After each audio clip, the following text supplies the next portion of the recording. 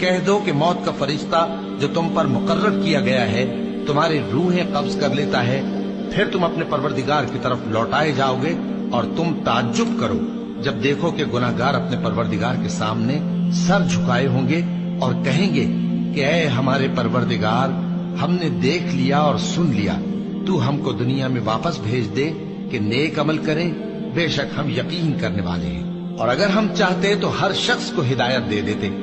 لیکن میری طرف سے یہ بات قرار پا چکی ہے کہ میں دوزخ کو جنوں اور انسانوں سب سے بھر دوں گا، سو اب آگ کے مزے چکھو، اس لیے کہ تم نے اس دن کے آنے کو بھلا رکھا تھا۔ آج ہم نے بھی تمہیں بھلا دیا ہے، اور جو کام تم کرتے تھے ان کی سزا میں ہمیشہ کے عذاب کے مزے چکھتے رہو۔ ہماری آیتوں پر تو وہی لوگ ایمان لاتے ہیں کہ جب ان کو ان کے ذریعے نصیحت کی جاتی ہے تو سجدے میں گر پڑتے اور اپنے پروردگار کی تعریف کے ساتھ